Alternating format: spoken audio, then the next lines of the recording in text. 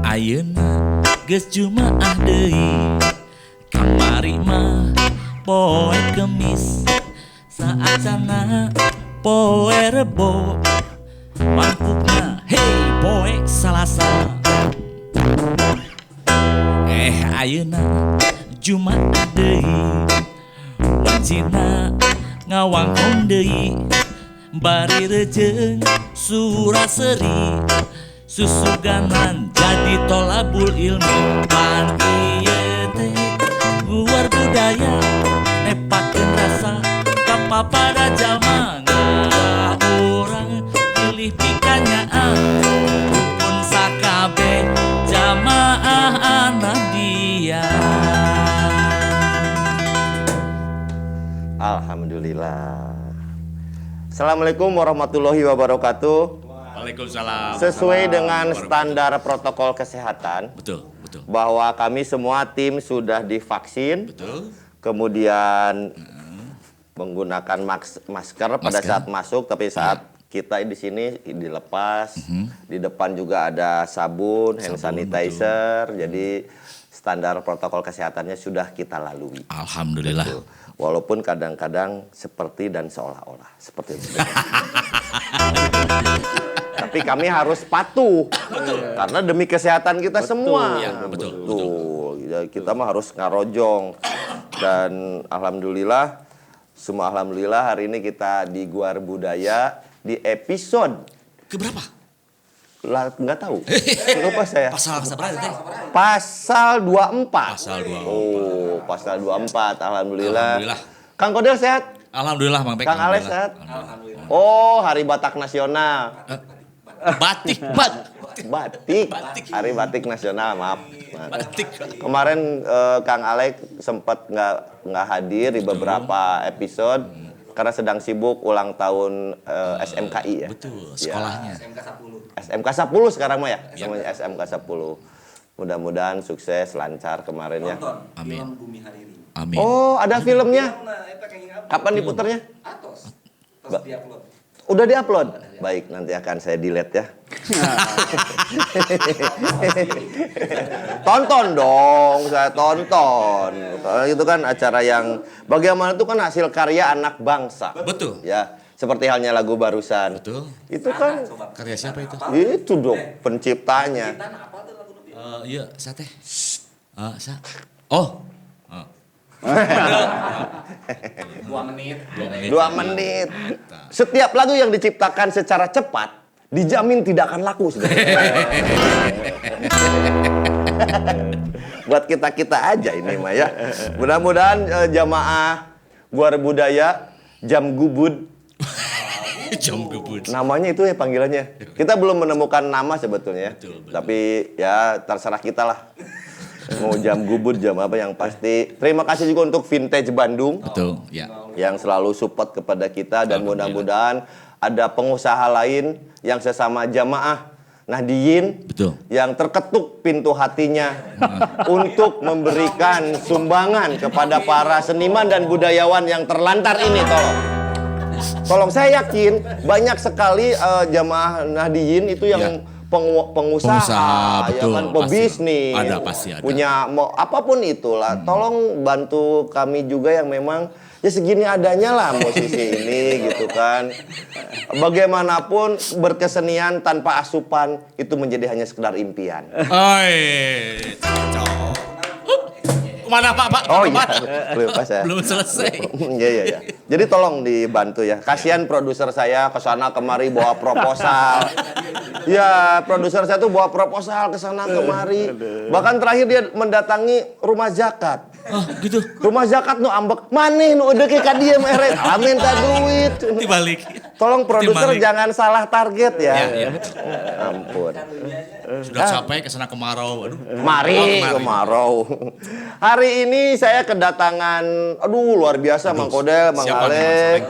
Saya mah regreg pisan. Beliau tuh bukan jalmi jore-jore atuh. Dia biasa-biasa Pak. sempat tergabung di Persib. Oh, Persib. Iya. Egy Meldiansa. Bukan. Ini jore-jore loh. Kalau kamu Jor jore, sare, jor sare. Iya, jore. Saya di rumah banyak jore buat mancing. Joran Pak. Saya akan simpen dulu namanya. Oke. Ya kan, simpen dulu. Mana tadi laci? Ya, gitu, Oh, situ aja. ini ada laci. Oh, ada laci ya. Ini dari vintage Bandung loh. Wis, ngeri. Jadi buat jamaah Gubud, dilihat ini ada dekorasi dari vintage Bandung dan ini dijual ya. Ya, betul. Halus sih. Bu, ini mau siapa aja yang mau silahkan beli maksudnya ya. Beliau adalah alumni Sekolah Tinggi Seni Rupa dan Desain Indonesia. Oh, yang dulu mah di Bepas ya bukan? Ini mah tes teu aya. Udah nggak ada. Jadi kita ganti kok tuh. Beliau adalah alumni almarhum Sekolah Tinggi Seni Rupa dan Desain Indonesia. Karena kan sudah nggak ada. Aya nama jantan Telkom Tell you. University ya. Tuh, sekarang bergabung dengan Tell You. I wanna tell you and you tell me. Oke. Beliau juga road manager Pelangi Rekod Indonesia. Coba ingat, kudu alus mainnya. Iya. Siapa tahu kamu dibawa ke Tanjung Priuk, Kulipanggul. Beliau juga pendiri Rumah Komuji, komunitas musisi mengaji. Ya, itu. Kalau Mang Kodel ini adalah Komuja, Apa itu Kamboja? komunitas muka jadul. Ah, Wajahnya kan begini kan. komunitas ngumu yuk. Kalah. Bahkan beliau juga sempat menjadi manajer band Pemuda Harapan Bangsa. Wow, yoga, PAB, Nedi, Adul dan segalanya lah. Alhamdulillah Mang Nedi sekarang sudah pulih di rumah ya. Sudah perawatan di rumah, sudah proses penyembuhan di rumah, sudah bisa beraktivitas ya walaupun terbatas ya. Pernah juga menjadi manajer The Panas Dalam. Pandals. Ya, Pandals. Cuts. Ini band juga Cuts. Oh, Ya. Bukan ya Cuts, aroren. Mata Band. Sunu. Mata hatinya. Ya. Kamu ketahuan. Ketahuan bukan ketahui. Mohon diketahui. Terus si band. Meli. Melmon. Aktif di gerakan sosial seni dan budaya ini luar biasa sekali buat Anda semua jamaah Guar Budaya ya. Karena tokoh sentral pendirian Rumah Komuji ini adalah beliau. Siapakah beliau? Siapakah dia? Oke. Siapanya? Hey, siapa dia? Itu di kuis dulu ya. Itu siapa ya Pak presenternya dulu? Ini. Kus Hendratmo. Bukan. Om Kusman dong. Oh iya, senior kita. Benar, Om Kusman. Ya, Om Kusman almarhum dan salam juga untuk Vivi Kusman, salah satu putrinya ya. Sekarang penyiar di Kelight FM ya. Vivi Kusman sering nonton Guar Budaya juga. Oh, dia betul almarhum Kang Om itu putranya Teh Vivi itu sering nonton Guar Budaya. Kirain almarhumnya. Ya masa nonton di sana nggak bisa lah. Besok arane namanya. Teh Vivi puntennya Kodel nu heureuy. Abdi sahur produser. Urang mah teu wani. Tahun 2010 itu Komuji berdiri. 2010. Betul. Dan sampai sekarang belum pernah duduk. Berdiri. Canggel. Ya, berarti berapa tahun ya? Sampai 11 tahun ya. 11. Ini sebetulnya sebagai upaya juga bahwa banyak pergerakan-pergerakan yang dilakukan oleh pemuda-pemuda yang berkaitan dengan kehijrahannya gitu kan. Bahkan banyak sekali gerakan-gerakan pemuda yang sudah seolah-olah menjadi sebuah giroh yang besar untuk kembali menekuni agamanya sehingga mendapatkan ketenangan jiwa. Tapi ternyata dalam perjalanannya kok muncul gesekan-gesekan yang pada akhirnya ini yang membuat gerah beberapa kawan-kawan untuk mencoba mengisi itu kan, dan ternyata dari mencoba mengisi ini bahkan menjadi sebuah penyeimbang. Atau namanya ujug-ujug Mang Aleker jentrang disampurkeun. Tahu tidak itu adalah pipis setan. Arek kumaha maneh sok. Ya bener teh. Kerkikian. Kamu tuh memainkan alat musik setan. Itu arek kumaha. Bayangkan, kan kamu pasti sedih. Soak. Maka kamu harus menjawab terima kasih Bliss. Gitu. Nah, gitu. Betul. Betul. Oh ya, Mampek, saya juga mendirikan. Mendirikan apa? Komuli. Komuli. Ini bukan komunitas, tapi kolaborasi musisi dan leasing. Kegiatannya memayar. Iya. Jadi mau ke main bentenya deg-degan. Karena alat musiknya kan di daguan ya. Tuh aing can mayar gitu. Di Cil. Turui wae. Heureuy jeung putra jengan. Beliau adalah Kang Egy Fauzi. Weh. Kang Egy Fauzi ini luar biasa. Kang Egy, sehat Kang Egy?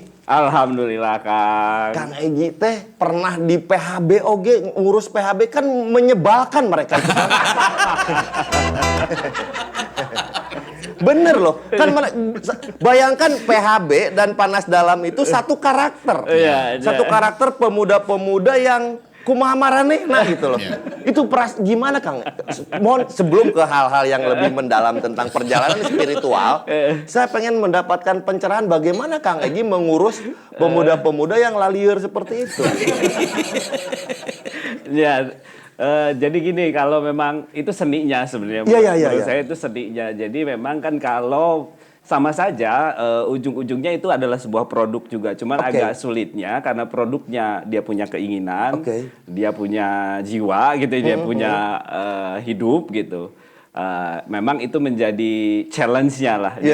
Bagaimana di antara semua teman-teman yang tadi sebut menyebalkan, itu akhirnya kita bisa ya membuat semuanya kondusif dan memang mengerjakan sesuatu hal dengan target-targetnya.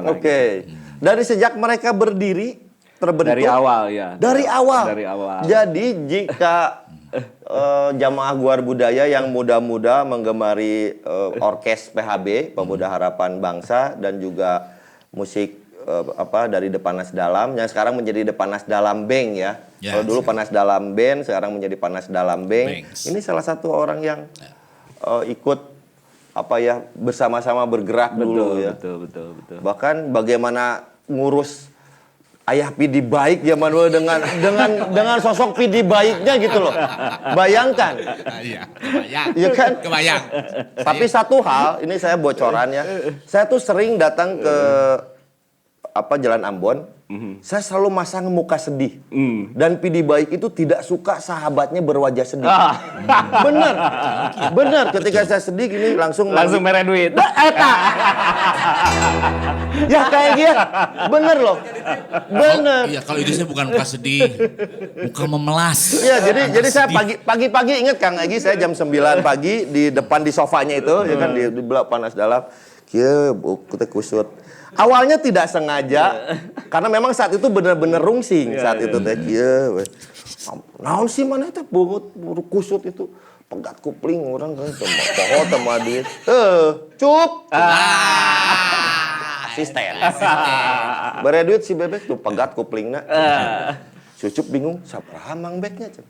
Jeung. Aduh. Teh browsing kabel kupling sabaraha?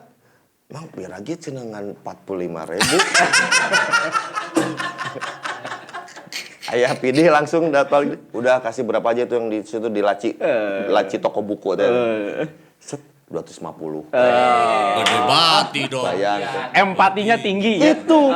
Jadi jangan melihat, ini yang ingin saya tanyakan ke Kang Egy juga, bahwa seringkali orang melihat bungkus luarnya padahal dalamnya tuh belum tentu dengan keseenakannya gitulah gitu ya. Kang Egy gimana? Yang Kang Egy alami dulu seperti apa? Ya memang seperti itu, namun kita mengenal sosok Ayah Pidi ya memang seperti seperti seenaknya dan lain-lain gitu ya dengan teman. Padahal sebenarnya dulu ini anggap satu figur yang memang cerdas sebetulnya. Iya betul, cerdas saya sepakat. dan memang dia punya empati yang tinggi juga gitu. Itu yang memang di awal kami selalu mendiskusikan konsep-konsep tentang bagaimana si Depanas Dalam itu harus berkembang gitu ya. Iya. Di awal kami sering diskusi tentang hal itu. Ya. Gitu. Nah, Kang Egy sendiri menyikapi, ini berarti ke kita ini sekarang ya. Orang seringkali melihat bungkusnya, Betul, ya kan, bungkus seseorang ngelihat tampilan luarnya sendiri. Menurut Kang Egy seperti apa sih? Let's say jika bicara musisi, terus pasti mabok, terus pasti tebener, terus pasti tara sholat, terus pasti jauh ti agama. Konteksnya ke situ loh, Kang Egy. Nah, gimana menurut Kang Egy? Iya, memang satu hal yang membuat sekarang ini menjadi fenomena menarik yang akhirnya menjadi banyak permasalahan itu kan dimulai dari masalah-masalah itu. Artinya satu, kita akan terjebak dengan apa istilahnya, generalisir. Apa istilah stereotyping. Daun. Stereotyping, ya stereotyping itu juga akan mengantarkan pada orang menjadi prejudis. Jadi dari prejudis ini biasanya orang akan mengantarkan sikap diskriminasi. Nah, itu yang menyebabkan orang masuk pada kelompok-kelompok yang disebut eksklusif.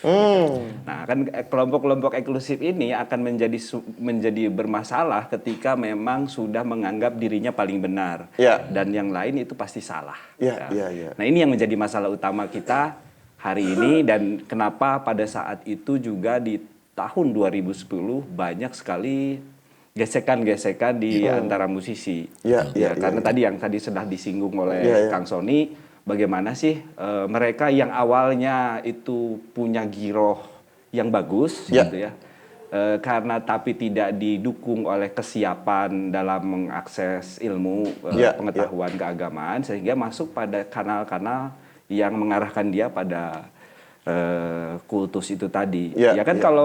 Kalau satu step, kalau kita sudah masuk pada narasi kultus itu tadi, nggak usah di narasi keagamaan, kita akan bertemu dengan narasi yang lain seperti sepak bola, terus juga seperti gangster, itu juga kalau di sekolah ada bullying, itu kan akibat dari masalah ini, masalah kultus ini, masalah eksklusif ini. Kelompokku lah yang paling benar, yang lain pasti salah. Kalau sudah masuk pada narasi itu, yang lain salah, itu kalau yang salah itu nggak apa-apa ditindak, diapa-apain juga. Bahkan yang paling titik paling ekstrimnya, ya tadi. Pemaksaan kebenarannya itu. Betul, jadi kan orang kalau merasa dirinya paling benar, yang lain itu salah, ketika ada orang lain itu mendiskriminasikan atau menindak dengan cara yang ekstrim, itu akan mewajarkan. Wajar deh saya tambah salah. Wajar saya tambah salah. Itu kan dari tingkat yang paling ringannya setuju dengan tindakan-tindakan ekstrim atau yang dikategorikan radikal sampai pada tindakan aktif untuk menjadi radikal. Artinya kalau ngomongin masalah radikal di sini kan akan masuk pada wilayah yang dia mau aktif mulai melakukan tindakan itu. Yang paling jangan dipandang sebuah sesuatu yang terlalu jauh juga, tapi ketika orang mau mulai istilah di sekolah ngagencet, itu kan aktif. Ngagencet, betul. Atau mungkin salah satu yang fenomena di Bandung antara serang menyerang, itu kan awalnya dari situ, si itu nu salah mah, nu aing nu paling bener mah, sehingga akhirnya berhak melakukan apapun terhadap itu sampai menghilangkan nyawa pun sekalipun. Nah, kalau dalam tindakan narasi-narasi keagamaan, kita akan mungkin menemukan fatwa-fatwa yang akhirnya yang paling ekstrim halal darahnya. Betul. Nah, ini ya sebenarnya awal mulanya, titik masalahnya itu selalu ada di sini. Dari masalah stereotyping. Betul. Bahkan Allahu Akbar menjadi destruktif pemaknaannya ketika dilakukannya. Betul. Ini yang terjadi. Awal mulanya kalau kita mau ini dari mana sih bisa sampai gini? Ini dari masalah stereotyping. Kita mengenal stereotyping itu dari zaman masa lalu kita. Orang Sunda mah kieu. Orang Jawa mah kieu. Lamun orang Padang mah kieu. Ditipologikan begitu ya. Ditipologikan seperti itu. Padahal itu terlalu generalisir. Padahal variabel-variabel orang berubah atau memiliki karakter dan akhirnya itu sangat banyak variabelnya. Betul. Nah, itu yang orang Sunda mah teu bisa ngarantau. Eta. Betul banyak yang ngarantau dan walaupun nyatanya ketika saya ke Sumatera 4 poin yang Bali tapi orang Ya betul. Makanya itu sebenarnya tidak bisa digeneralisir. Memang ada yang seperti saya juga pengen di Bandung wae pagaweannya. Betul kayak gitu. Tapi mungkin juga karena terdoktrin dari hal itu. Betul. Secara psikologis karena mendengar itu sehingga tanpa masuk ke alam bawah sadar bahwa nyai orang mah orang Sunda jadi mending balik we lah gitu. Betul. Mungkin juga seperti itu Betul, kan, ya? mungkin. Itu juga mungkin juga diakibatkan variabel yang tadi ini mungkin salah satu variabelnya mungkin dari legacy. Oke. Dari Turun kebencian temurun, masa lalu gitu. Yang sebenarnya konflik ini hadir itu memang hadir dari masa lalu. Iya. Kalau kita mengenal sekarang perdebatan di kelompok-kelompok agama gitu ya istilahnya yang antara mazhab gitu, mazhab pemikiran bukan mazhab pemikiran. Itu juga berlangsung Sejak dulu sudah ada. Tapi ini dengan secara tidak sadar gitu ya akhirnya terus melegacy ya. Ini saatnya harus cut out itu semua. Karena ini bukan masalah kita lagi. Betul. Ini harus sudah selesai dengan semua itu. Karena setiap orang itu punya kekhasan, setiap orang itu punya keunikan. Dalam setiap keluarga pendidikan pasti berbeda, dalam setiap budaya pun pasti berbeda. Nah, ini yang menjadi sumber utama. Jadi kalau saya lihat yang akhirnya mudah sekali masyarakat kita ini mudah sekali dieksploitasi maupun dari baik bisnis politik ataupun bisnis produk. Betul. Itu ataupun ideologi sekalipun. Betul. Gitu. Karena memang rasanya ada yang sengaja mempolarisasi ini. Bagi saya sih menilainya seperti itu ya. Mungkin memang ada yang sengaja untuk mapping, community mapping itu kan penting kan bagi mereka. Penting di kie sehingga tinggal berat gitu. Kan gampang, newakna gampang. Tuh si itu, si iya gitu. Gitu. Community mapping itu kan sebetulnya kalau saya memang lebih penting. senang dengan kacamata bisnisnya. Kalau saya lebih senang dulu kalau saya sih melihat gejala ini juga hampir sama terjadi ketika kami pada saat itu di scene musik gitu ya, scene musik, pergerakan musik. Bagaimana musik-musik indie tidak mempunyai ruang. Betul. Dikuasai oleh musik-musik major besar gitu. Yang 5 label itu sangat berkuasa. Mereka menguasai semua lini publisitas gitu ya. Sehingga akhirnya kita nggak punya ruang lagi untuk ada di situ. Bukan hanya sekedar publisitas, sampai ke penyebarannya pun segala distribusinya pun mereka kuasai. Makanya akhirnya hadir kita melakukan DIY itu ya. Do it yourself, spirit itu yang menginspiring berbagai banyak orang yang akhirnya yang menjadi menurut saya gitu ya sebagai indikator bahwa ini yang menjadi cikal bakal ekonomi kreatif hari ini. Sepakat. Karena kita akan mengena di situ ada industri clothing, distro dan lain-lain yang inspiring banyak gerakan-gerakan kreativitas yang berlandaskan spirit DIY itu, do it yourself. Nah, ini yang terjadi.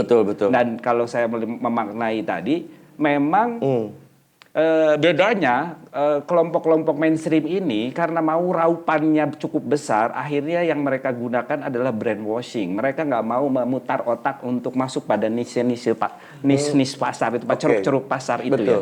Jadi sehingga akhirnya mereka polanya membuat brainwashing gitu, dan mapping itu membuat memang orang itu semakin merendahkan critical thinking-nya. Orang itu dibuat semakin karena lebih mudah nanti dagangnya, lebih mudah pengendaliannya. Jadi ketika makin tidak kritis, apapun produk yang dia tawarkan, ya akan laku. Nah seperti fenomena hari ini, turunan dari gejala-gejala movement keagamaan, ya tadi indikasinya ada juga indikasi dagang macam-macam di sana. Saya sepakat. Ada fashion. Konflik itu kan perlu marketing juga kan. Iyalah, konflik itu kalau konflik tidak memerlukan marketing, mau aya tuh mata kuliahnya manajemen konflik. Ya kan, mau aya orang nu pasti kuliahna menuju ke ranah dunia politik itu pasti mempelajari manajemen konflik. Karena butuh juga logistik kan. Iya, betul. Bapak maaf ya, belum waktunya makan. Logistik nanti sebentar. Kang Egy, tadi saya mendengar tentang bahwa legacy itu memang sepakat. Toh dari dulu juga sejarah perkembangannya juga agama manapun tidak terlepas dari konflik. Betul. Walau ujung-ujungnya ada kepentingan. Gitu. Nah, tapi dulu mungkin tidak seruncing sekarang mungkin karena saya tidak hidup di zaman itu. Betul. Apakah ada pengaruhnya dengan kemunculan new media ini, Kang? Dengan medsos dan apanya itu semakin meruncingnya? Indikasi lebih besarnya mungkin itu ya.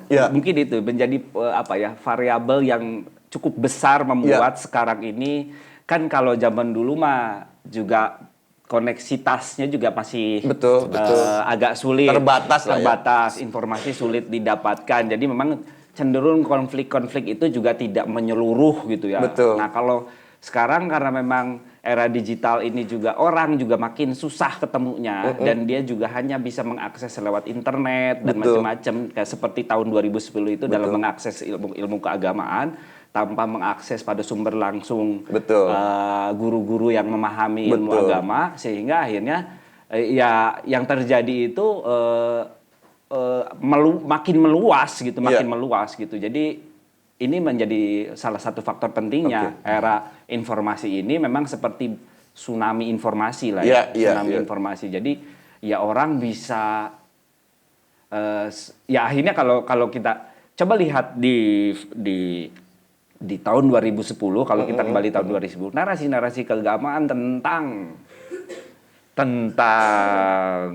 informasi tentang ya tadilah yang hijrah dan lain-lain, apalagi yang mendiskreditkan bahwa musik itu haram itu sangat masif sekali. Betul. Sehingga informasi itu sampai tidak berimbang, tidak ada yang dari mana, dan itu membuat kebingungan dan di kalangan musisi itu membuat kebingungan yang kenapa menjadi fenomenanya makin besar gitu. Ada kayak semacam inilah gitu ya. Eksodus gitu. Betul. Musisi-musisi itu karena selama ini mungkin ya dianggap tidak terjadi apa-apa sebelum kelahirannya si new media ini, tidak terjadi orang tidak ada masalah apa-apa dari sisi fikih atau apapun itu yang berkaitan dengan musik.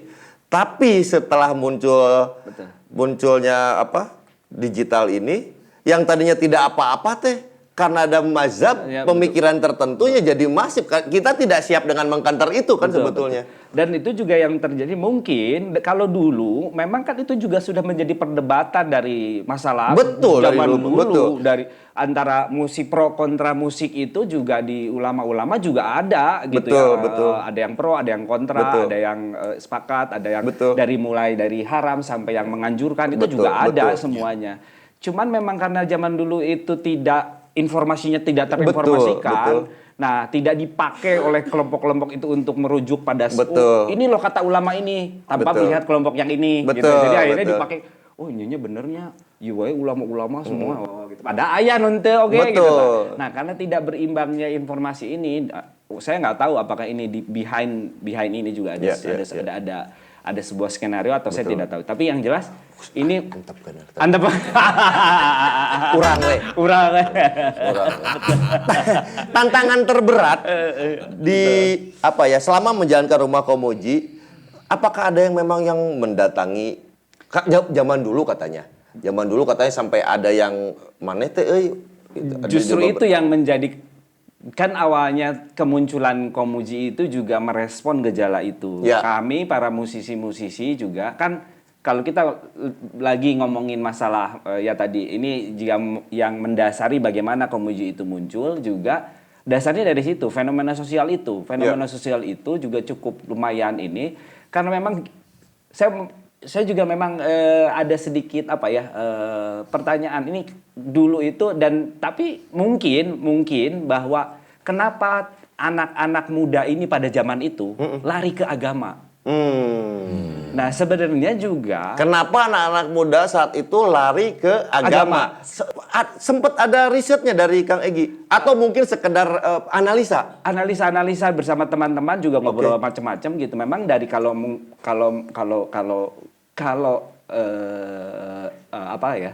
melihat hal itu, fenomena di perkotaan kan memang fenomena yang persaingan itu semakin lama semakin tinggi. Itu ada semacam stres masalah secara tidak disadari ada stres massa di antara gejala-gejala anak-anak muda pada saat itu yang mau bobogohan, kasus sunat yang kan macam-macam aya nu di hudag-hudag hutang gitu kan aya macam-macam lah. Dalam fenomena itu semua orang mengalami kestresan mungkin ya. Karena memang pernah punya background pendidikan agama di keluarga mereka, membuatnya baliknya kemana. Dan yang paling penting itu walaupun sebetulnya kembalinya benar. Saya sepakat ya. Betul. Makanya itulah yang sebenarnya menjadi ini hal yang bagus. Dan sebelum itu juga kami pada saat itu sebelum munculnya gerakan-gerakan ini di mana-mana masif itu, kami memang banyak sekali narasi-narasi menakut-nakuti itu kan banyak. Betul. Seperti apa coba? Freemason. Oh. Fenomena tetekannya, wah di mana-mana kergandrung membahas tentang bagaimana rifle lah macam-macam. Betul. Sehingga memang aduh sieun ku dajal merenya. Iya, betul. Nah, akhirnya terjadi banyak hal. Itu mungkin Illuminati. Wow. Iluminasi di Pandal. Iluminasi dan Freemason. Nah, itu juga yang mengakibatkan orang masuk ke sana. Nah, itu yang menjadi awal mulanya kenapa mereka masuk pada narasi-narasi keagamaan. Betul. Tapi yang tadi saya bilang di awal masuk pada kanal-kanal itu kebetulan ya kami gitu ya, mungkin ada beberapa teman-teman juga punya background asa teh kieu teuing cek bapak urang mah gitu ya, asa teh kieu teuing cek guru urang mah gitu ya, asa teh kieu baheula pernah.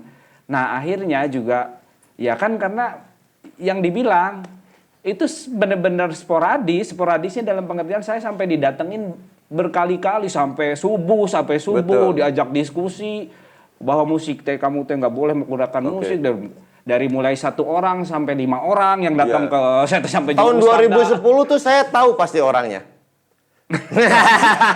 Ya, oke. Tahun 2010 tuh karena saya pun didatanginya. Gitu.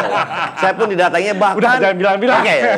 Saya didatanginya di sebuah lokasi acara di Senayan yang acaranya clothing di Senayan gitu kan. Dan saya didatanginya, diajak diskusi dan saya langsung wudhu dan ngaleos. Gitu.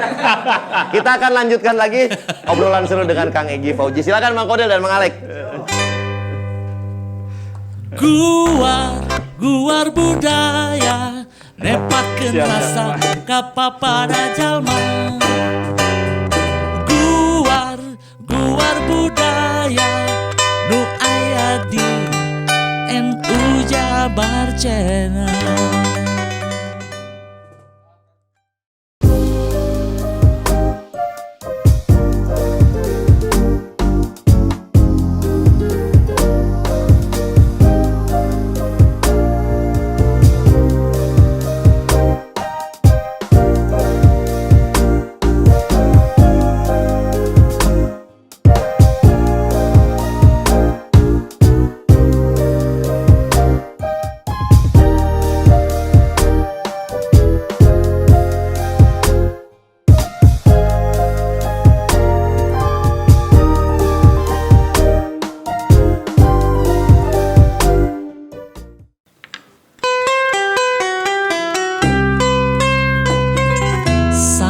Bade culang heureuy sareng ajengan niat hate arek pupulu daru masa santri kalongan sanes kirang hormat kudu nalap berkah bakel keur kabeh umat sanggan salamet dunia akhirat.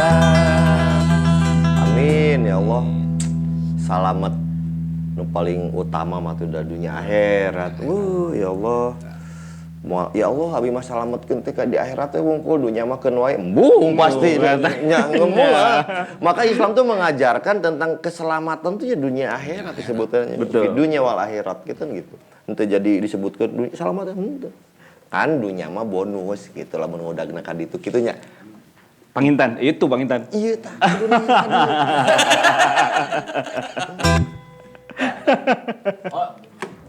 Ya Pak. Lagi siaran. Oke. Dari BIN. Barusan. BIN Kusmayadi. Saya. Bapak saya berarti. Bapak saya gitu. Kan BIN itu bapak. Gimana? Belum tunggu. Saya maaf Pak ditelepon sama nggak mungkin ditelepon sama pejabat. Heureuy wae si Mang Kodel mah. Kieu sih. Kang Egy. Iya. perjalanan Komuji sebetulnya diisi oleh apa sih kawan-kawan yang hadir di situ? Adakah kegiatan rutinnya memang atau memang tidak di schedule sama sekali, yang penting yuk ngumpul gitu? Atau memang ya itu tadi, memang ada schedule khusus untuk kawan-kawan berkumpul dan mungkin juga membahas sesuatu gitu? Sebenarnya di Komuji itu dari awalnya cuman hanya kumpul-kumpul yang tadi merespon sebuah gejala sosial seperti itu yang akhirnya buat. Nah, kami memang menyadari pada saat itu bahwa memang harus ngaji nih, bener nih, harus datengin ustadz nih. Betul. Nah, akhirnya kami belum punya rumah pada saat itu, belum seperti sekarang gitu ya. Jadi kami ngadain pengajian di gitu ya untuk kalangan terbatas sama musisi aja yang pengen tahu permasalahan musik ini ya. Terus ngedatengin ustadz dari kafe ke kafe gitu. Nah, terus berkembang, tapi seiring waktu gitu ya, pendewasaan dari sama-sama merespon sama-sama ekstrim dulunya gitu ya. Jadi itu juga ultraan. Jadi pro kontra gitu ya. Sampai akhirnya proses pendewasaan ya sekarang ini kami akhirnya punya tempat sendiri dan akhirnya menjadi, karena kami sebenarnya pengen hadir di Cilaki itu, Kang. Cilaki 33 karena memang kami hadir pengen menjadi sebuah komunitas yang memang menawarkan wajah yang ramah lah gitu ya. Betul. Wajah yang ramah. Itu rahmatan lil alamin itu kan kedua ramah menurutnya. Betul, manifestasi dari rahmatan lil alamin lah gitu. Nah, kami sebenarnya memang punya landasan lah di sana, punya landasan, ada core ideologi kami itu rahmatan lil alamin. Dan terus juga core actionnya, gaya action penyampaiannya itu melalui literasi, kreativitas dan spiritualitas, dan ada five core values-nya untuk menjaga pergaulannya. Nah, memang akhirnya berkembang. Jadi pengen hadir sebagai komunitas yang bisa merespon berbagai masalah yang ada di sekitarnya. Nah, menjadi respon-respon solutif gitu. Makanya dari di sana akhirnya jadi punya inkubasi bisnis kreativitas gitu. Jadi berarti sudah meningkat ke organisasi belum? Betul. Sudah meningkat ke organisasi. Jadi, tidak komunitas yang akhirnya punya unit bisnis gitu ya. Jadi foundation akhirnya juga punya unit bisnisnya gitu. Oke, jadi dari komunitas tuh sekarang digarap menjadi lebih serius berorganisasi secara penataannya ya. Betul. Bahkan kami sekarang sudah punya 8 chapter di Indonesia. Wow. 8 chapter Mohon maaf nih ya. Kita ini kan disebut musisi kagoknya di orang-orang teh nya. Da karya sakieu-kieuna itu nya. Disebut ngeunaheun henteu gitu nya. Jauh. Kira-kira ini mah ya. Kalau saya sebagai disebut musisi era orangnya. Tapi udah osok oge gitu bermusik gitu. Nah, bolehkah saya bergabung ke Komuji atau sebenarnya karena Komuji itu basic awalnya memang hanya inisiatornya musisi. Makanya jadi dan punya kesadaran. Jadi punya kesadaran, contoh gini, kenapa sih namanya komunitas musisi mengaji pada saat itu? Dulu itu yang menjadi pertaruhan rekrutmen besar-besaran untuk penyebaran ideologi macam-macam itu di kalangan musisi yang ditargetnya. Jadi karena memang mungkin dirasakan musisi itu efektif mempengaruhi marketnya ya. Karena dia punya fanbase dan lain-lain. Betul sekali. Nah, berangkat dari itu kami bersadar itu ngaranna kudu musisi. Musika cokot ku batu. Biar head to head-nya enak. Gitu. Pada saat itu. Tapi pada perkembangannya enggak juga. Akhirnya kami bisa berkembang di sana kan jadi hub kreativitas. Jadi di sana ada komunitas film, komunitas mural, ada komunitas musik, terus ada komunitas literasi, sastra, macam-macam jadinya. Dan kami juga punya studio broadcasting, akhirnya ada studio musik di sana tuh gitu. Jadi ada podcast gitu. Jadi luar biasa. Jadi ada kapan ya saya diundang ke sana ya? Insya Allah. Insya Allah tadi tuh kayak. Iya dong. Jadi artinya tetangga sebelah wae. Artinya komunitas musisi mengaji itu, musisi itu adalah sebagai sebuah sejarahnya. Betul, inisiatornya diabadikan tetap gitu. Walaupun sekarang siapapun di mana. Pokoknya kepentingannya kan maka Komuji itu kemudian disebutnya kopi musik ngaji. Oh. Yang hari ini fenomena kan hanya 3 hal itu. Betul. Ngomongin masalah kajian-kajian, Betul. ngomongin ngopi, Betul. ngomongin Betul. musik. Iya, iya. Nah, itu. Tuh, Jadi ngopi. kopi, musik, ngaji. Dia mah ngopi paste wae. Bisa kita bertiga loh. Dia apa? Komuji. Apa? Kodel, Muson, Jilek. Oh iya benar. Silek. Bapak ada rencana keluar nggak dari acara ini? Insya Allah. Nggak enakin Bapak. Nggak enak ya. Iya. Saya sangat tertarik pisan dengan sebetulnya kajian-kajian apa sih yang sering atau mungkin juga ada hari tertentu sehingga kawan-kawan dari jamaah Guar Budaya ini pengen deh ke sana di hari tertentu itu misalkan. Ya saya juga dulu udah ngobrol sama teman-teman di Guar Budaya. Silahkan saja mau kita buat kolaborasi di sana, kita buat acara di sana juga gitu. Kita sangat memfasilitasi karena memang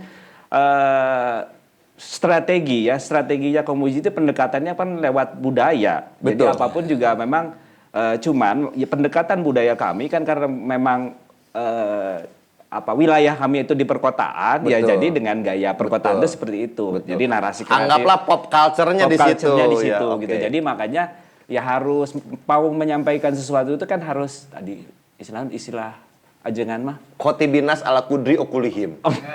Betul. Jadi bicaralah sesuai dengan jamaahnya, Betul. siapa kalau audiensnya betul. gitu. Ya. Ada Saya lisani kayak- bi kaumihi tanya. Betul. Orang juga jelema bener dia. Ayo, Pak. Orang tuh sok embung ngomong gitu teh. Karena saya suka takut disebut bener, Pak. Iya. Wah, si Bebek jadi jelema bager, padahal kan henteu. Pasti belajar menuju jauh dibanding Kang. Oh, sami ya teh. Makanya saya mau mengaji ke Pas sana. sobek mah, Kang. Ada motor, anu nyusul. Naon maneh? Gol. Nya kaurang naon maneh? Jalmi alhamdulillah. Itu. Ku saya disusul teh nanya, naon maneh? Jalmi alhamdulillah. Manu teh juri tadi ku abitu. Ieu sok nuduh wae. Sebetulnya permasalahan di kota bagi anak muda juga mungkin ya. Karena saya yakin justru salah satu target marketnya sebenarnya adalah mun balik ke lah nu geus karolot misalkan ya. Iya. Baik itu musisi sekalipun, mereka sudah punya figur idolnya masing-masing. Tapi yang bagi anak-anak muda sendiri kan itu juga adalah target market bagi mereka. Betul. Yang menyerang tertentu gitu ya. Dan juga kita tentu yang memberikan pemahaman ke mereka. The biggest problemnya naon sih Kang sebenarnya untuk anak-anak muda di kota? Ya sama seperti waktu kita zaman dulu juga. Oke. Sebenarnya sama aja Ya. kita juga. Jadi sebenarnya kan itu kayak ya secara psikologi kalau ngomongin tergantung range-nya. Range umur itu akan sangat berbeda-beda, tapi permasalahannya sama-sama aja. Masalah bagaimana mereka menghadapi berbagai masalah dan bagaimana mereka menghadapi tuntutan dengan zaman dan lain-lain. Nah itu. Ini yang saya perlu ngobrol, makanya di Komuji itu juga tidak ngomongin masalah kajian dalam pengertian keagamaan saja, tapi memang juga lebih diperluas. Memang ada bagian keagamaan di sana, karena tugas kami yang diperintahkan oleh guru kami. Iya, betul. Kami hanya menemani teman-teman itu, jadi hanya menemani anak-anak muda itu. Kalaupun nanti hidayah itu datang, dia nggak akan cari kemana-mana. Makanya difasilitasilah kegiatan-kegiatan keagamaan di sana. Luar biasa. Jadi ini yang menjadi filosofis kami. Kami tidak pernah merubah ekspresi anak-anak muda tersebut harus berubah. Dia mau pakai gamis, mau enggak, mau di sarung, di kopeah. mau di sarung, mau di kopeah, mangga gitu. Betul. Jadi kami memang akhirnya menjadi bridging di antara itu semua gitu. Ini saya teringat ucapan dari Sayyidina Ali. Wow, berat. Bicaralah dengan anakmu sesuai dengan zamannya. Eta. Urang ngomongkeun ka budak saya ngomongkeun, "Kak, zaman aya mah baheula lempang ka sakola kitu nya." Terus cek budak, "Nya aya we hirupna baheula." Ayeuna geus aya Gojek, geus aya naon. Artinya tetap bahwa bahwa kita pun harus mengikuti zamannya. Betul. Luar biasa sekali. Nah ini, apakah tasawuf juga menjadi salah satu solusi yang ditawarkan kepada kawan-kawan di komunitas musisi mengaji ini, Kang? Kenapa ya maksudnya gini, karena memang ya tadi kalau memang melihat kekhasannya itu tadi, ya mungkin karena memang inspirator kami itu adalah guru-guru tasawuf, sehingga memang kami akhirnya memiliki kekhasan, ya sepertinya melakukan strategi dengan cara itu. Betul. Dengan cara itu, kami justru tidak mau terjebak dengan ekspresinya selama substansinya sama. Betul. Karena dalam beberapa pertemuan dan dengan beberapa orang dengan perbedaan-perbedaan itu, ya kami melihat bahwa substansinya tetap sama, hanya beda istilahnya. Nah, justru peran tasawuf ini harusnya hadir menjadi solusi membridging di semua perbedaan-perbedaan yang ada. Toh kita hidup di kota. Betul. Tasawuf itu tidak hanya jalwat, tidak hanya jalwat, berarti berkalwat juga itu di situ. Betul. Kan itu juga menjadi ya tadi karena memang nafas kami menyebutnya spiritual lah. Betul. Kami menyebut tidak ngomong kalau tasawuf sieun kayak ini juga berateuing. Padahal pada dasarnya juga akhlak eta teh nya. Betul, ngomongin masalah akhlak. Bagaimana kita lebih mengutamakan cara mengkomunikasikan melalui perbuatan, bukan hanya dengan omongan gitu. Betul. Makanya di sana nggak pernah diajak-ajak sholat oi, ngaji. Tapi memang ada di sana difasilitasi semua, ada ada yang kajian, ada enggak. Tapi dibiarkan mereka untuk choose apapun yang mereka mau gitu. Selama itu juga kan ini lagi-lagi masalah rasanya indahnya Kangnya ketika ada orang yang tadi nanti teu apalna naon tapi kesana hanya sekedar ke studio ningali Kang Egi itu asana adem nih Kang Egi itu kan datengin jadi tapi kan itu lebih enak daripada datang nyewa studio punten tos rata can itu jadi nyawan itu kan artinya dengan pola seperti itu orang juga akan sangat nyaman itu ya, kan memang pada dasarnya orang akhirnya mau masuk karena bab kajian-kajian keagamaan bab kajian itu juga melalui cara yang organik sebutnya nggak dipaksa atau disuruh karena memang di situ ada yang ngaji akhirnya dia pengen orang yang diajar ngaji nyapek kari diajar gitu terus dan fasilitasnya ada. Ada fasilitas. Memang setiap jadi ada program-program di Komuji itu ada program-program keagamaannya, ada program-program yang tadi kajian lebih umumnya. Jadi sebenarnya yang kita harapkan itu kami pengen berusaha untuk membridging kalangan budayawan, agamawan sama akademisi gitu. Nah, ini yang selalu kita libatkan dalam seluruh kegiatan-kegiatan kita gitu. Ini tahan sejenak karena pas banget. Ada musisi, ngomongin budayawan juga, ada akademisi yang di situ guyub ya bareng-bareng. Nanti kegiatannya seperti apa? Nanti kita akan guar lagi. Sebagai akademistik. Akademistik ya ini. Itu mah beda toh. Saya mah beda. Saya kan hashtagnya dosen tukang batu. Saya.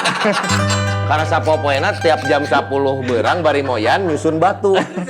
Disebut dosennya. Nggak sih orang yang hashtag dosen tukang batu dan dosen eueuh gawe. Bohongan online wae sekolahnya. Tapi sebelum ngaguar, kita akan rehat dan tapi satu dulu. Menang ngudud tadi itu. Menang atuh. Kang Kodel. Siap. Lagu dulu karena ngudud menang. Rada NU. Guar budaya nepakeun rasa ka pada jalma.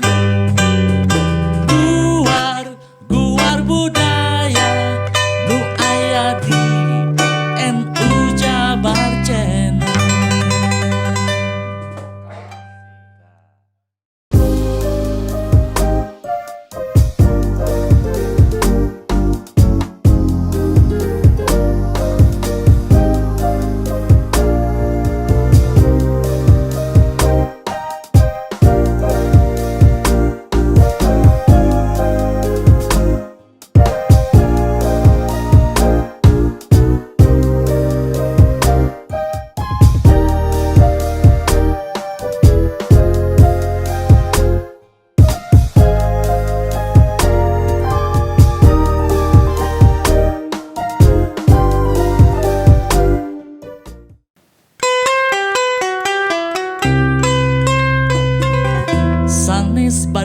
langu sareng ajengan niat hati arek pupulu dah rumasak santri kalongan sanes kirang hormat ugu ngalap berkah bekel gerkabe umat sangkan salamet dunia akhirat.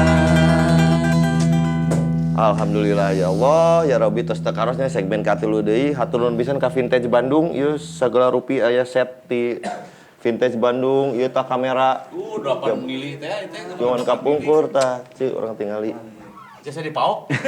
astagfirullahaladzim Aya naon? teu di baraju binatang aduh sih wah cangsu udon kira mau nyayal nonjo flora dan fauna di baraju ya mau apa bisa sekarang ya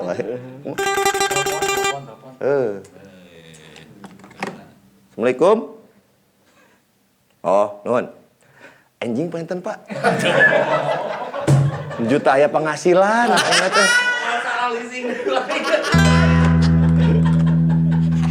Berbicara Pauna tadi, kumaha carana ngabedakeun sireum jalung jeung sireum bikang? apal Kumaha? orang mah apal Nah, kumaha, Cik? kumaha? berapa harewosan ke orang dia harewosan dijejarkeun harewosan salah sahiji gelis cuma teh kitu aya hiji sireum juga kieuan eta bikang Lain. carana kumaha Tinggal geus mandi. oh Lamun jalung mah dianukna sakieu. kakak siapa angker sarua belegugna sarua cai ge mana sarua mana ge bolona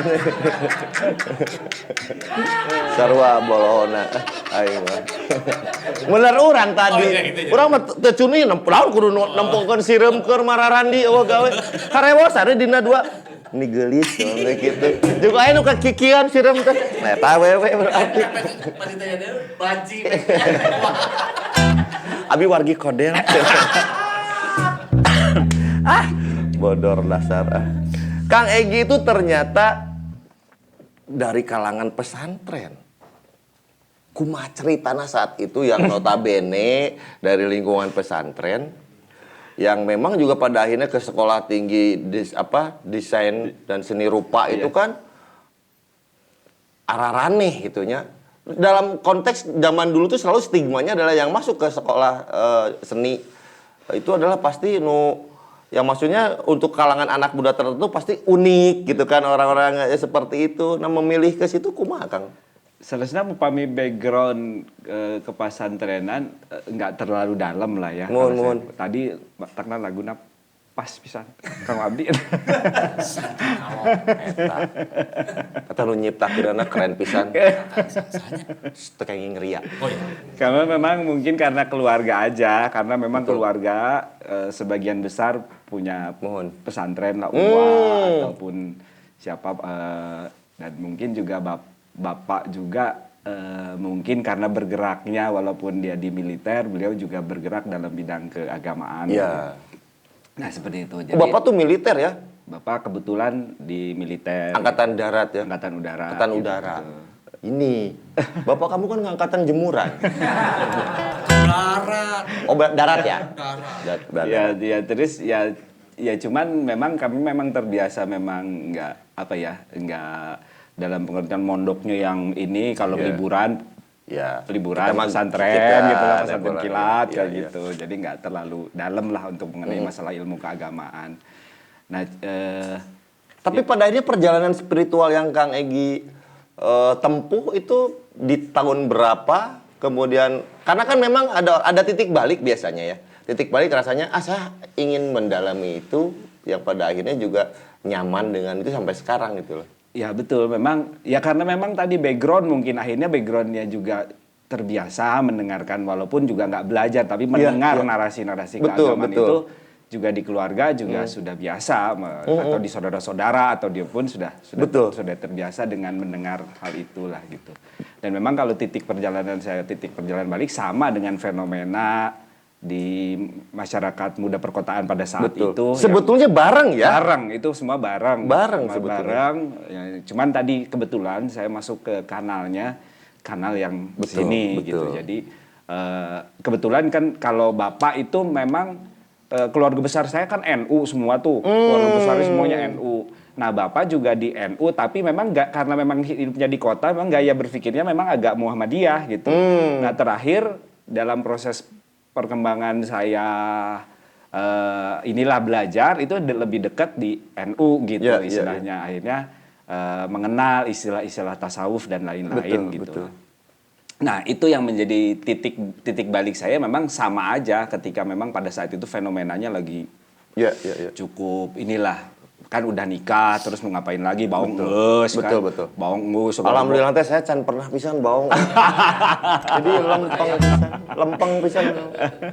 Di Batak. Terus ya itu ya ada pengalaman menarik, cuman memang ya. Nah itu dia tuh pengalaman menariknya apa nih? Ini yang saya pengen tahu. Apakah mungkin juga apruk-aprukan mencari guru? Karena memang salah satunya Fase juga. itu juga pernah dia lalui. Nah. Fase itu pernah dilalui, tapi yang menjadi pintu masuk pertamanya yaitu tadi ya karena kenakalan-kenakalan itu tadi. Waktu di zaman PHB itu tadi, di zaman PHB itu tadi saya pernah berantem gitu. Berudak barawet aja. Pernah berantem yang sama preman gitu ya, yang Yeah. tadinya mau malak gitu, sama preman mau malak teman terus mau nyulik teman gitu. Yeah. Tapi ya sialnya saya gitu ya, waktu itu saya nggak pernah berantem untuk kepentingan saya sebenarnya gitu ya. Yang sampai akhirnya ya saya masuk rumah sakit lah intinya mah gitu ya, sampai ini macam-macam. Itu pada saat bareng PHB ya? Bareng PHB itu. Ya karena saya mendengar juga ceritanya itu.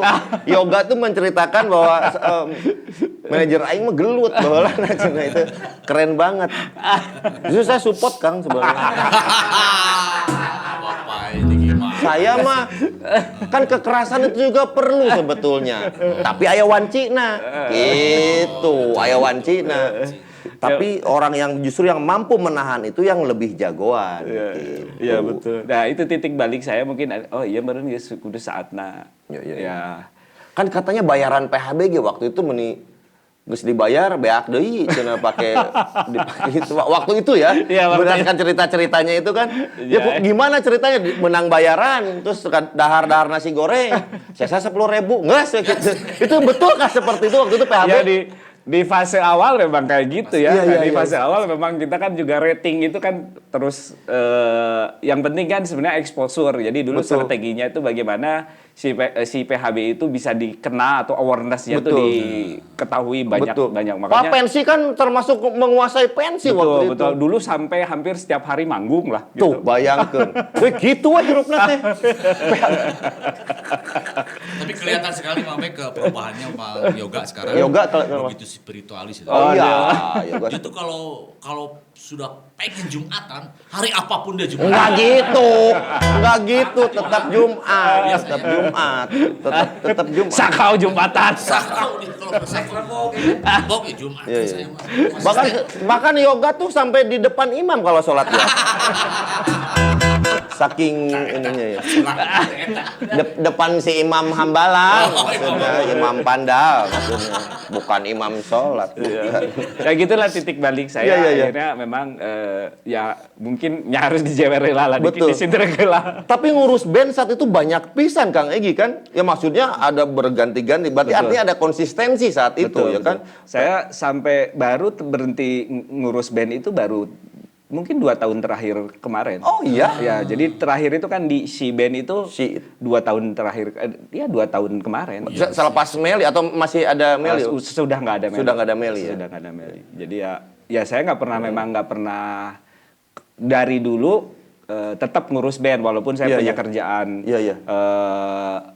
Kerjaan konveksi, ngurusin komuji dan lain-lain. Tapi ngurus band selalu ada gitu. Iya. Jadi saya mah bukan musisi sebenarnya, padahal band. Betul. Ya justru harus orang yang luar biasa ya. dia tidak perform, dia tidak dikenal publik, tapi justru bagaimana caranya band itu bisa dikonsumsi oleh banyak orang, ya salah satunya manajer yang bergerak seperti itu. Seperti halnya Guar Budaya. Produser kan tidak nongol ke permukaan, tapi dia yang kasak-kusuk mencari ke sana kemari dukungan untuk Guar Budaya sampai belum mendapatkannya. Tenguping. Hey, itu kapan? Hey. Tapi mudah-mudahan ini episode yang bisa mendatangkan Amin. sponsor yang banyak. Amin. Ya doa ya ajengan ya. Makanya hari ini edisi spesial ngudud. Banyak ya kopi sama udud. Oh itu ya, silakan. Dulu Mang Pek, kampusnya Kang Egi sering pahili sama kampus saya. Oh iya. STISI kan STISI, dulu. STSI. Aduh. Saya kudu mau ke mana, Pak? STSI atau STISI? Iya. STISI. Oh, STISI yang di sana. Iya. Sering gitu tuh. Iya. Saya rek menyebutkan rokoknya tapi candi beres. Oh, jangan dulu. Ya, enggak usah dulu ya. Enggak usah jangan dulu. Ini adalah sebuah rokok Iya gitu. betul. Pak Dani, Pak Henry, nah coklat.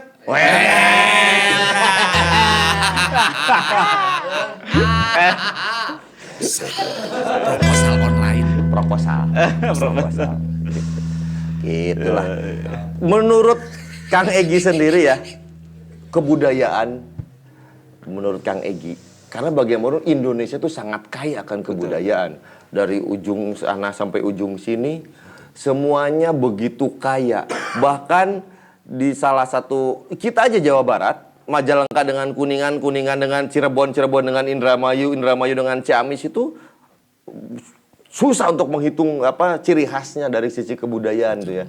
Nah, Kang Egi sendiri menyikapi kebudayaan yang kita ini yang sangat kaya ini seperti apa, Kang Egi? Sering dibahas di Komuji bagaimana sih peran budaya dan kesenian itu dalam kan intinya seni ataupun budaya lahir itu biasanya yang saya tahu lah, saya hanya menyampaikan apa yang saya tahu, bahwa itu ditujukan untuk worship, untuk penyembahan atau pujian-pujian kepada inilah pemilik semua. Betul. Nah, peran itu sebenarnya di mediasi, di bridging untuk mengantarkan pada kehusuan, bentuk kehusuan itu biasanya memakai peran-peran itu. Ya, ada ritual, ada macam-macam lah, ada musik, tari-tarian ataupun apapun itu. Nah, itu yang sejatinya kalau istilah kita kenal husunya akan nganterin orang pada titik husunya itu. Nah, media ya. Media, betul. Jadi sebenarnya peran budaya ataupun kesenian itu bisa menjadi sangat media yang sangat ampuh untuk mengkomunikasikan apapun gitu. Nah, makanya juga banyak penelitian itu mengaitkan, contohnya musik, mengaitkan bagaimana dampak negatif dari musik dan bagaimana dampak positif dari posisi kesenian itu sangat netral akhirnya, bisa dipakai untuk menjadi alat yang positif, bisa dipakai menjadi alat yang negatif. Gimana kalau kita dengar cerita-ceritanya, bagaimana sangat berpengaruhnya sebuah lagu, orang bisa jadi bunuh diri. Betul. Tapi bagaimana kita melihat bahwa bagaimana Bimbo melantunkan lagu-lagunya yang bisa mempengaruhi orang dengan tingkat spiritualnya menjadi lebih sadar dengan hal itu. Disitulah peran kita sebenarnya. Makanya sebenarnya untuk membuat efektivitas komunikasi diperlukan bridging. Itu tadi budaya itu tadi. Satu hal yang menarik buat saya sebenarnya banyak orang menjadi salah kaprah dengan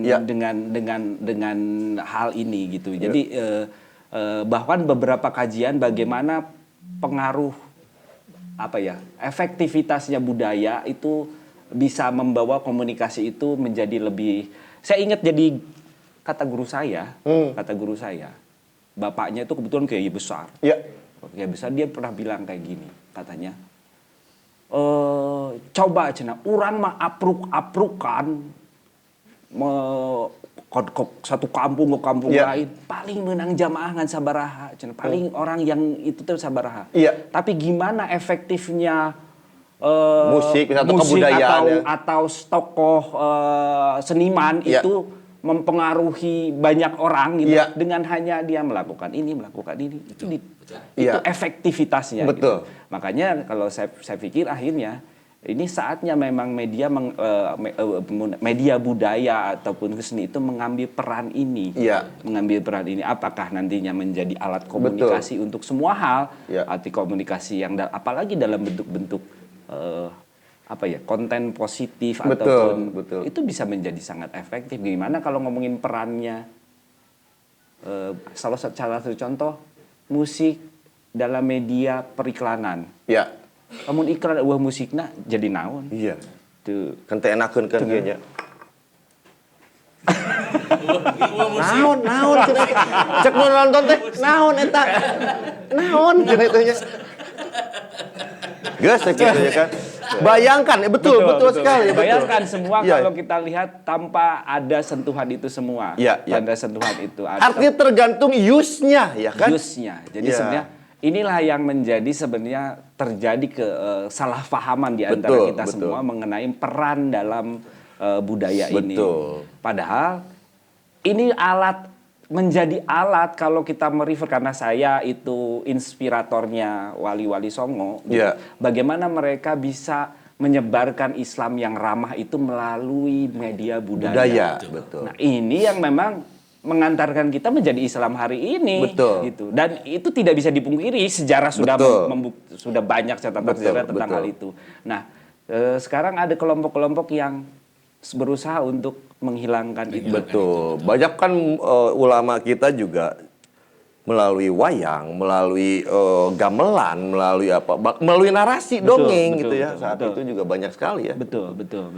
Nah, ini yang sebetulnya bagi saya justru Kang Egy ya, untuk melahirkan sebuah karya seni, karya budaya itu kan perlu kecerdasan. Betul. Ya Mas saya seseorang yang diberi kemampuan oleh Allah bisa menciptakan karya-karya tidak diapresiasi gitu kan ya.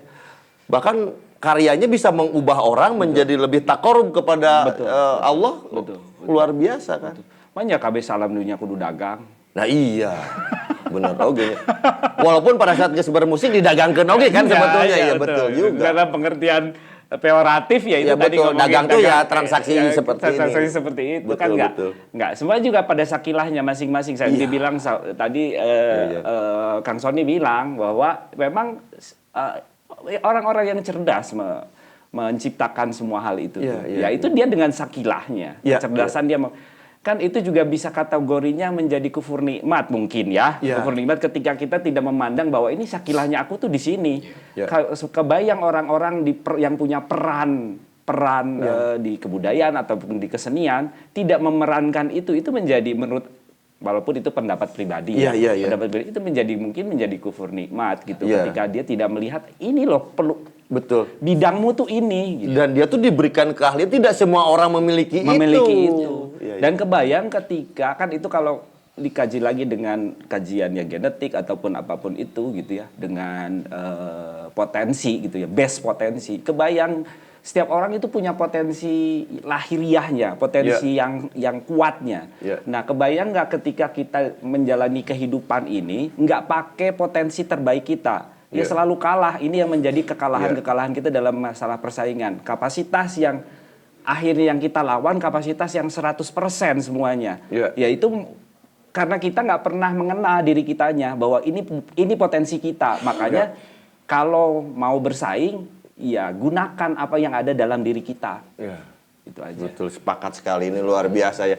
Jadi sebetulnya ketika Kang Egy bicara bahwa kalau kita mau bersaing gunakan apa yang ada dalam diri kita, sebetulnya itu translate yang memang diambil dari man arokat nafsahu faqat arokat robahu, lamun urang teu wau ka diri urangnya kumaha.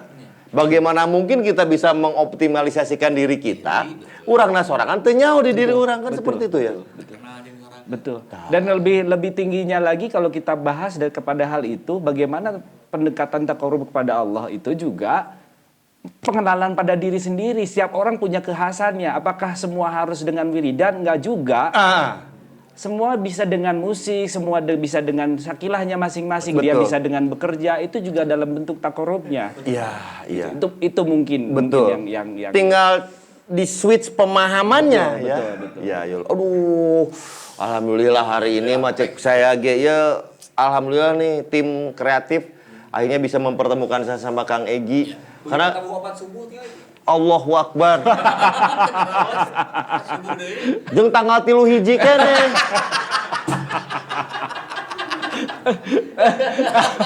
Oke.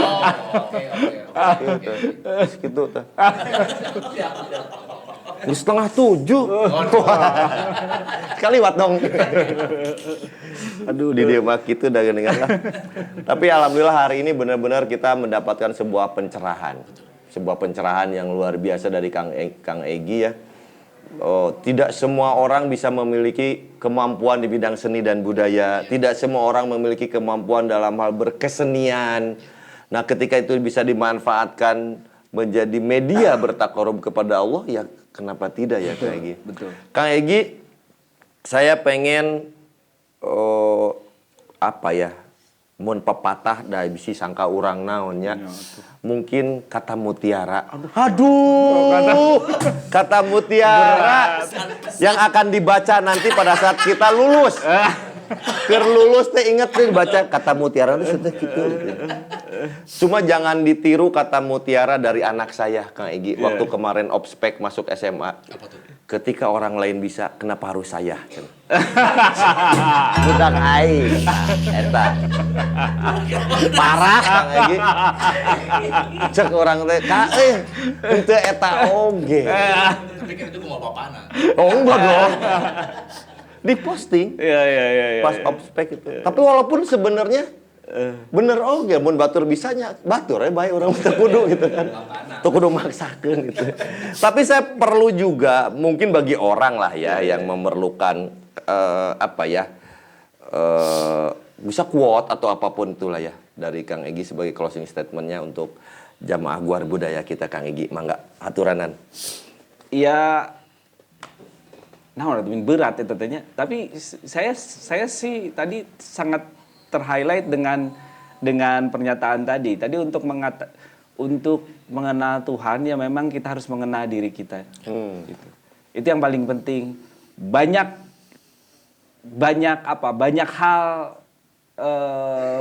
hal yang bisa kita guar dalam sosok yang ada di Diri kita di ini. dalam diri kita ini. Itu saja dalam saya sih itu aja lah paling. Dan tidak akan selesai dalam 1 tahun 2 tahun untuk ngaguah diri orang tuh Kang Egi nya. Betul. Oh, luar biasa. Lu tepuk tangan untuk Kang Egi. Ini sebuah teguran untuk diri kita semua bahwa barang siapa yang sudah selesai dengan dirinya, maka disitulah kebahagiaan yang sejati. Saya Sony Bebek, hatur nuhun untuk Media Center semua dan kru. Sampai ketemu di minggu depan di Guar Budaya di NU Jabar Channel. Assalamualaikum warahmatullahi wabarakatuh. Kang Kodel, bangga aturanan. Ayeuna geus Jumaah deui.